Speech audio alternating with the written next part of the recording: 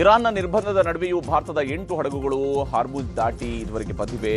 ಇಂದು LPG tanker green Saanvi ಜಲಸಂಧಿ ದಾಟಿ ಭಾರತದತ್ತ ಹೊರಟಿದೆ. ಸಾನ್ವಿ ಆಗಮನದ ಮೂಲಕ ಬೇರೆ ದೇಶಗಳಿಗೆ ಹೋಲಿಸಿದರೆ ಈ ಮಾರ್ಗದಲ್ಲಿ ಅತಿ ಹೆಚ್ಚು ಹಡಗುಗಳನ್ನು ದಾಟಿಸಿದ ಹೆಗ್ಗಳಿಕೆ ಭಾರತದ್ದಾಗಿದೆ.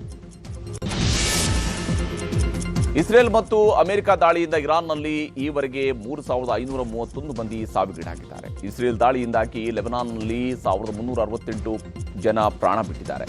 ಇರಾನ್ ಪ್ರತಿದಾಳಿಗೆ 13 ಅಮೆರಿಕ ಸೈನಿಕರು ಸಾವಿಗೀಡಾಗಿದ್ದಾರೆ ಅಂತ WHO ಅಂಕಿಅಂಶವನ್ನು ರಿಲೀಸ್ ಮಾಡಿದೆ. ದೇಶಾದ್ಯಂತ ದಾಳಿಗೆ ಹೊಂಚು ಹಾಕಿದ್ದ ಪಾಕಿಸ್ತಾನ ಮೂಲದ ಉಗ್ರರ ಜಾಲವನ್ನು ಭೇದಿಸಲಾಗಿದೆ. ಉತ್ತರ ಪ್ರದೇಶದ ATS 4 ಬಂಧಿಸಿದೆ. ಇವರು ಲಖನೌನಲ್ಲಿ ವಿಧ್ವಂಸಕ ಕೃತ್ಯಕ್ಕೆ ಸಂಚು ರೂಪಿಸಿದ್ದರಂತೆ. ಬಂಧಿತರಿಂದ ಭಾರೀ ಪ್ರಮಾಣದ ಸ್ಫೋಟಕಗಳನ್ನು ವಶಪಡಿಸಿಕೊಳ್ಳಲಾಗಿದೆ. 2024ರ ಆಂಧ್ರ ವಿಧಾನಸಭಾ ಚುನಾವಣೆಯಲ್ಲಿ ಭಾರೀ ಅಕ್ರಮ ನಡೆದಿರುವ ಆರೋಪ ಕೇಳಿಬಂದಿದೆ. ಈ ಬಗ್ಗೆ ಕೇಂದ್ರ ವಿತ್ತ ಸಚಿವೆ ನಿರ್ಮಲಾ ಸೀತಾರಾಮನ್ ಅವರ ಪತಿ ಪರಕಾಲ ಪ್ರಭಾಕರ್ ಹೊಸ ಬಾಂಬ್ ಸಿಡಿಸಿದ್ದಾರೆ. ಕೇವಲ 6 ಸೆಕೆಂಡ್ನಲ್ಲಿ 17 ಲಕ್ಷ ಮತ ಚಲಾವಣೆಯಾಗಿದೆ. ಇದು ಅನುಮಾನ ಸೃಷ್ಟಿಸಿದೆ ಅಂತ ಹೇಳಿದ್ದಾರೆ. ತಮಿಳುನಾಡು ವಿಧಾನಸಭಾ ಚುನಾವಣೆಗೆ ಬಿಜೆಪಿ ಅಭ್ಯರ್ಥಿಗಳ ಪಟ್ಟಿಯಲ್ಲಿ ತಮ್ಮ ಹೆಸರು ಕೈಬಿಟ್ಟಿರುವುದಕ್ಕೆ ಅಣ್ಣಾಮಲೈ ಸ್ಪಷ್ಟನೆ ನೀಡಿದ್ದಾರೆ. ನನಗೆ ಟಿಕೆಟ್ ಬೇಡ ಅಂತ ನಾನೇ ಲಿಖಿತವಾಗಿ ಮನವಿ ಮಾಡಿದ್ದೆ, ಹೀಗಾಗಿ ಟಿಕೆಟ್ ನೀಡಿಲ್ಲ. ತಮಿಳುನಾಡಿನಲ್ಲಿ NDA ಅಭ್ಯರ್ಥಿಗಳ ಗೆಲುವಿಗಾಗಿ ಶ್ರಮಿಸುತ್ತೀನಿ ಅಂತ ಹೇಳಿದ್ದಾರೆ.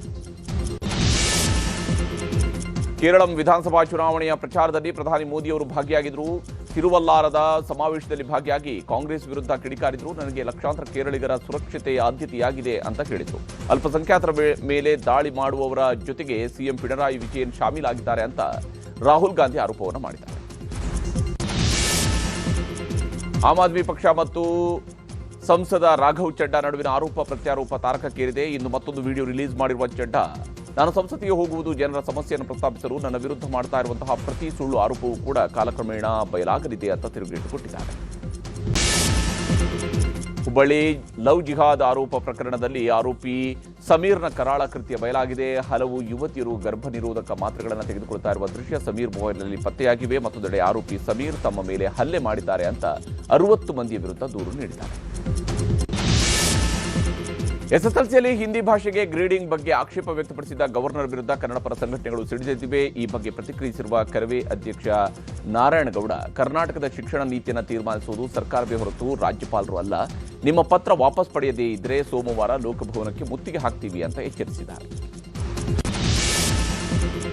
ಬೆಂಗಳೂರಿನ ಚಿನ್ನಸ್ವಾಮಿ ಸ್ಟೇಡಿಯಂನಲ್ಲಿ ನಾಳೆ RCB ಮತ್ತು CSK ನಡುವಿನ ಹೈ ವೋಲ್ಟೇಜ್ ಪಂದ್ಯ ನಡೆಯಲಿದೆ. ಯಾವುದೇ ಅನಾಹುತಗಳು ನಡೆಯದಂತೆ ಬಿಗಿ ಪೊಲೀಸ್ ಬಂದೋಬಸ್ತನ್ನು ಒದಗಿಸಲಾಗಿದೆ. ಕಳೆದ ಪಂದ್ಯದಂತೆ ಈ ಪಂದ್ಯಕ್ಕೂ ಟಿಕೆಟ್ ಇದ್ದವರಿಗೆ ಮಾತ್ರ ಎಂಟ್ರಿ ಇರುತ್ತೆ.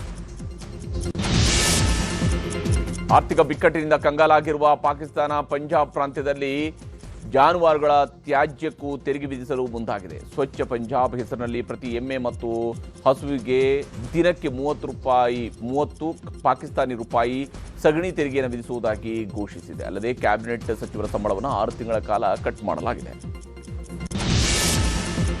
ಗುಜರಾತ್ನ ಸೂರತ್ ಪೊಲೀಸರು ನಕಲಿ ಪನ್ನೀರ್ ತಯಾರಿಸುತ್ತಿದ್ದವರನ್ನು ಬಂಧಿಸಿದ್ದಾರೆ. ಬಂಧಿತರಿಂದ 400 ಕೆಜಿಯಷ್ಟು ಪನ್ನೀರ್ ಜಪ್ತಿ ಮಾಡಿದ್ದು, 1 ಹನಿ ಹಾಲನ್ನು ಕೂಡ ಬಳಸದೆ ಪನ್ನೀರ್ ತಯಾರಿಸಲಾಗ್ತಾ ಇತ್ತಂತೆ. ಈವರೆಗೆ 3 ಲಕ್ಷ ಕೆಜಿಯಷ್ಟು ನಕಲಿ ಪನ್ನೀರ್ ಮಾರಿದ್ದರಂತೆ. ಅಮೆರಿಕದ ವಾಷಿಂಗ್ಟನ್ DCಯ ಮೇಯರ್ ಹುದ್ದೆಗೆ ತಮಿಳುನಾಡು ಮೂಲದ ರಿನಿ ಸಂಪತ್ ಸ್ಪರ್ಧೆಯಲ್ಲಿದ್ದಾರೆ. ಸರ್ಕಾರಿ ಗುತ್ತಿಗೆದಾರೆ ಆಗಿರುವ ರಿನಿ ಡೆಮಾಕ್ರೆಟಿಕ್ ಪಕ್ಷದ ಸದಸ್ಯೆಯಾಗಿದ್ದಾರೆ. ಜೂನ್ 16ರಂದು ಮೇಯರ್ ಸ್ಥಾನಕ್ಕೆ ಚುನಾವಣೆ ನಡೆದಿದೆ. ಇಂಡೋನೇಷ್ಯಾದಲ್ಲಿ ಭಾರೀ ಪ್ರವಾಹ ಸೃಷ್ಟಿಯಾಗಿದೆ. ಭಾರೀ ಪ್ರವಾಹದಿಂದಾಗಿ ತುಂಟಾಂಗ್ ನದಿ ಸೇತುವೆ ಒಡೆದು ಸಾವಿರಾರು ಮನೆಗಳು ನಾಶವಾಗಿವೆ. ಸಾವಿರಾರು ಮಂದಿ ನಿರಾಶ್ರಿತರಾಗಿದ್ದು ಸುರಕ್ಷಿತ ಸ್ಥಳಗಳಿಗೆ ಅವರನ್ನು ಸ್ಥಳಾಂತರಿಸಲಾಗಿದೆ. ನಾಸಾದ ಬಹುನಿರೀಕ್ಷಿತ ಆರ್ಟೆಮಿಸ್ 2 ಮಿಷನ್ ಚಂದ್ರನತ್ತ ಹೆಜ್ಜೆ ಇಡ್ತಾ ಇದೆ. ಭೂಕಕ್ಷೆ ದಾಟಿ ಚಂದ್ರನನ್ನ ಸಮೀಪಿಸ್ತಾ ಇದ್ದು, ನಾವು ಈಗ ಭೂಮಿಗಿಂತಲೂ ಚಂದ್ರನಿಗೆ ಹತ್ತಿರವಾಗಿದ್ದೇವೆ ಅಂತ ಪೋಸ್ಟ್ ಮಾಡಿದ್ದಾರೆ. ಅಲ್ಲದೆ ಭೂಮಿಯ ಫೋಟೋವನ್ನು ಚಂದ್ರನ ಬಳಿಯಿಂದ ಸೆರೆ ಹಿಡಿದು ಭೂಮಿಗೆ ರವಾನಿಸಿದ್ದಾರೆ.